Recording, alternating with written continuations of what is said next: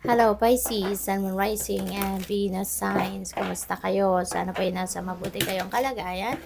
Welcome back po sa Star Tarot. Kung bago kayo rito, welcome din po kayo. Please subscribe, like, share my videos, and leave me a comment po kung naka-resonate kayo. Thank you. Tingnan natin ang mga messages ni Pisces. We have the 8 of Fire. Sabi dito, there are events that are moving at a fast pace. Ngayon, magiging mabilis ang kaganapan sa buhay ninyo sa ngayon. Mabilis ang takbo, mabilis ang mga pangyayari, mabilisan ang transition sa buhay ninyo sa ngayon.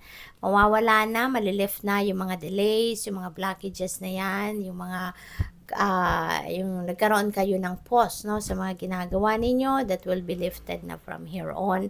Yan ay matatapos na. Muli nang uusad ang lahat, aandar ng muli ang mga bagay-bagay sa buhay ninyo. Kaya lang, kailangan ninyo maging physically, mentally, and emotionally fit and ready for anything na pwedeng mangyari. 'Di ba? Kasi po pwedeng maraming mga oportunidad din ang dadating, maraming mga balita ang dadating, maraming mga posibilidad ang pwedeng dumating, mga magagandang oportunidad na maaring magkakasabay-sabay, baka ganon, kaya kailangan na handa kayo, handa kayong harapin ito, handa kayong i-manage ito, yung mga ganon, okay? Mawawala na kasi yung mga blockages, yung mga delays that will be lifted na.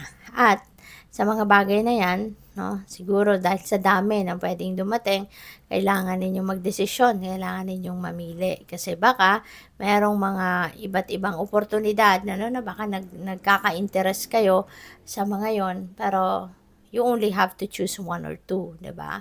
Kaya maaring yun, magkakaroon kayo dito ng indecision kung alin dyan yung kukunin ninyo, alin dyan yung mas papaboran ninyo, yung ganon. Okay? So, pwede rin ang iba sa inyo rito, baka nagpe-pretend, ang iba, na wala namang problema, kayang-kaya natin yan. Pero deep inside, 'di ba? Baka naguguluhan na, baka nagwo-worry na, 'di ba? So, what else? We have the Hermit. Ayan, siguro kailangan ninyo na magpahinga. You need to put yourself in solitude, put yourself into stillness, okay?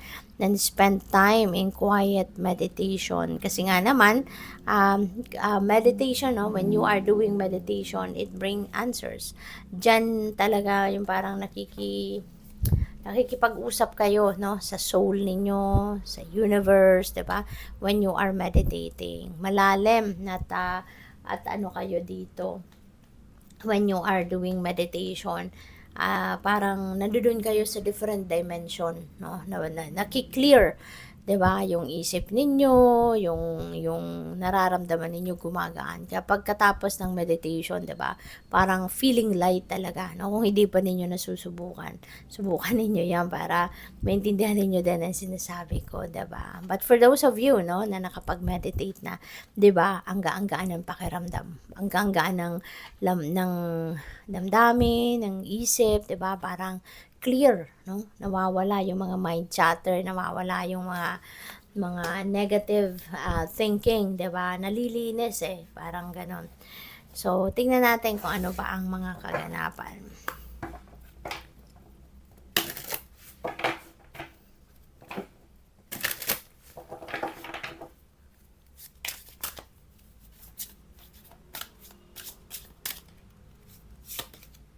Life is full of choices. Choose wisely.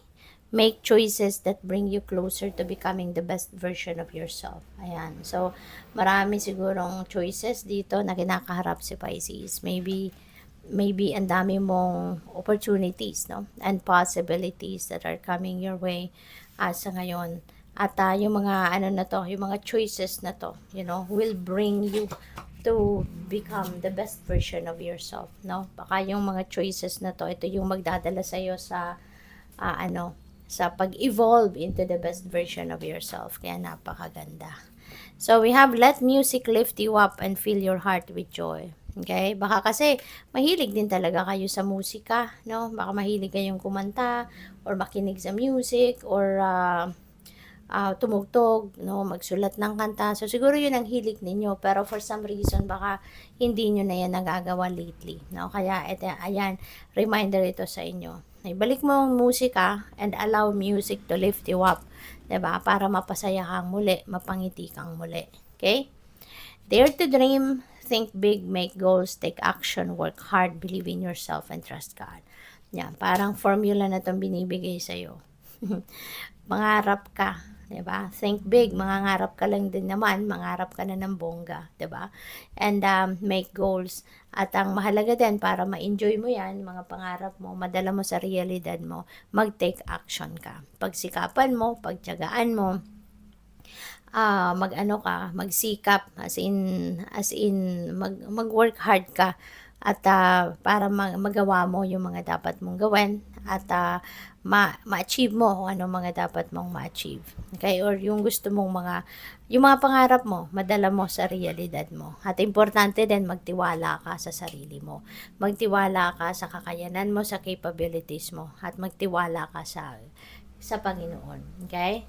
Good luck sa'yo. Thank you for watching. Love and light. Namaste.